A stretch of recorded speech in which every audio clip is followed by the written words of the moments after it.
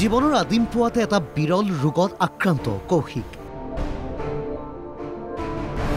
পখিলাখেতা বয়সত জীৱন মৃত্যুৰে যুঁজিছে কৌশিকে।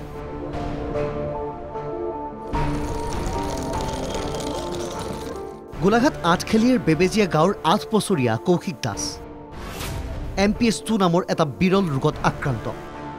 প্ৰথম অৱস্থাত অসমৰ বিভিন্ন চিকিৎসালয়ত কৌশিকৰ চিকিৎসা কৰা হৈছিল যদিও চিকিৎসকে ৰোগটো চিনাক্ত কৰিব পৰা নাছিল।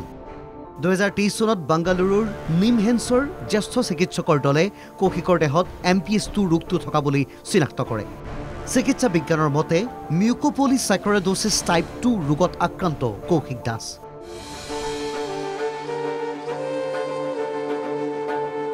চিকিৎসকৰ মতে মিউকোপলিস্যাকাৰাইডোছিছ টাইপ 2 ৰোগত আক্ৰান্ত কৌশিক অসমৰ প্ৰথমজন ৰোগী। সমগ্ৰ বিশ্বতে ৰোগত আক্ৰান্ত ৰোগীৰ সংখ্যা 2000। MPS মানে মিউকোপলিস্যাকাৰাইডোছিছ টাইপ 2 তাৰ কেইবাটাও ভাগ আছে। এটা এই টাইপ 2 যিটো হৈছে এইটো কয় হাণ্টাৰ চিনড্ৰম। তাত শৰীৰৰ বিভিন্ন কোষত এনজাইম এটা কম থাকে। এনজাইমটোৰ নাম হ'ল ইডুৰনিডেজ।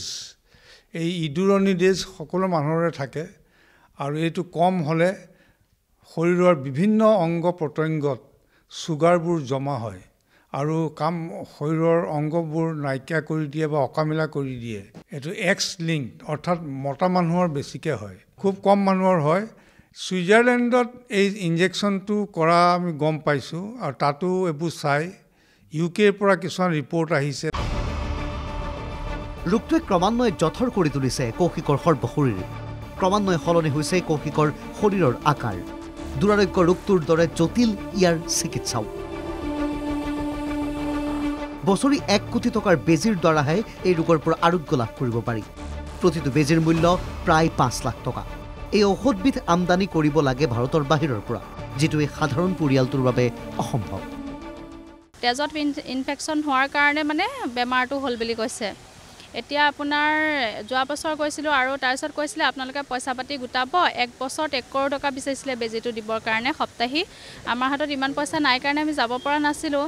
এতিয়া অসমৰ ৰাইজে বহুতখিনি সহায় কৰিলে, সেয়েহে আমি এতিয়া আকৌ যাব ওলাইছোঁ। গোটেই হাৰ্টত মানে তাৰ গোটেই অল বডিত ধৰি ল'লে বেমাৰটোৱে। আপোনাৰ বনছত ধৰিলে, হাৰ্টত ধৰিলে, তাৰপিছত লিভাৰত এটেক কৰিছে, নাৰ্ভত কৰিছে, ব্ৰেইনত এটেক কৰিছে, মানে সকলো অল বডিত তাৰ মানে ইনফেকশ্যনটো বিয়পি গ'লগৈ। আমাক এনেকুৱা কৈছিলে ডক্টৰে যে এইটো চাগে আপোনালোকৰ অসমৰ ভিতৰত প্ৰথম। আৰু যেতিয়া আমি Jorhat medical college, Tezpur medical college, mental hospital চবতে আমি গৈছোঁ, তেতিয়া মানে সকলোতে কৈছে যে তাৰ ডক্টৰো কৈছে যে আমি এইটো বিষয়ে এইটো পেচেণ্ট আমি প্ৰথম পাইছোঁ, কিন্তু এইটো আমি আজিলৈকে এনেকুৱা পেচেণ্ট কেতিয়াও পোৱা নাছিলোঁ। মুখ্যমন্ত্ৰীক এটাই আহ্বান কৰিছোঁ যাতে আমাক অকণমান সহায় কৰক, কাৰণ আমি ইমান দূৰলৈ যাব লৈছোঁ। সি এটা সৰু ল'ৰা, স্কুলীয়া জীৱনটো তাৰ মানে পৰি আছে। কৌশিকক আৰোগ্য কৰিবলৈ এতিয়া বুজন পৰিমাণৰ ধনৰ প্ৰয়োজন। 2023 চনৰ পৰা পৰিয়ালটোৱে পুত্ৰৰ চিকিৎসাৰ বাবে সকলো জমা ধন আৰু সোণৰ গহনা, মাটি, সম্পত্তি বিক্ৰী কৰি শেষ কৰি পেলাইছে। কেৱল মুখ্যমন্ত্ৰী, মন্ত্ৰী, স্থানীয় বিধায়কৰ আশ্বাসতে থমকি ৰ'ব লগা হৈছে দুৰ্ভগীয়া পৰিয়ালটো।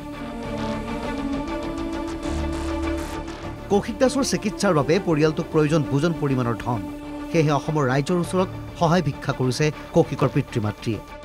কলমানি কৌশিকক সহায় কৰিবলৈ আপুনিও সাহায্য আগবঢ়াব পাৰে। একাউণ্ট নম্বৰ 6146020100076117 দিব পাৰে আৰ্থিক অনুদান।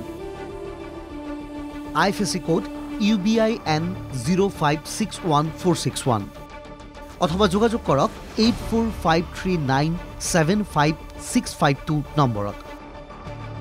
ৰাইজৰ দান বৰঙণিৰে উঠা ধনকেইটা কৌশিকৰ চিকিৎসাৰ বাবে পৰ্যাপ্ত নহয়। এতিয়াও বহু ধনৰ প্ৰয়োজন। চৰকাৰ তথা সুহৃদজনৰ অলপ আৰ্থিক সহায়ে সুস্থ কৰি তুলিব পাৰে কৌশিকক। সেইষাৰেই বাট চাইছে এতিয়া পৰিয়ালটোৱে।